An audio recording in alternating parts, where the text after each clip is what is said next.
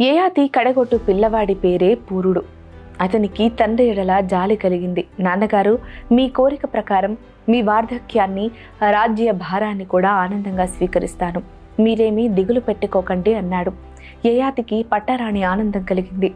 కుమారుణ్ణి కౌగిలించుకొని అభినందించాడు. అలా పూరుడి యవ్వనాన్ని యయాతి తీసుకున్నాడు. తండ్రి ముసలితనం పూరుడు స్వీకరించి రాజ్యభారం వహించి చాలా కాలం జనరంజకంగా పాలన చేశాడు. గొప్ప కీర్తి పొందాడు. యయాతి కుమారుడిచ్చిన యవ్వనంలో సర్వ సుఖాలు అనుభవించాడు. కానీ తృప్తి కలగలేదు. అప్పుడు పూరుడి దగ్గరకెళ్ళి, నాయనా, కుమారా, కోరికలు ఎన్నటికీ తీరవు. విషయానుభవం వల్ల కాంక్షలింకా వృద్ధి పొందుతాయే కానీ అనగవు. కామిని కాంచనాలు, పాడి పంటలు మనిషి కోరికలను ఎన్నటికీ తృప్తిపరచలేవు. ఈ సంగతి క్రమేపీ తెలిసొచ్చింది నాకు. ఇష్టాయిష్టాలకు అతీతమైన ప్రశాంత స్థితిని పొందాలని ఉంది. ఇక నీ యవ్వనం నీవు తీసుకొని చల్లగా రాజ్యం పాలిస్తూ వర్ధిల్లు నాయనా అని ఆశీర్వదించాడు.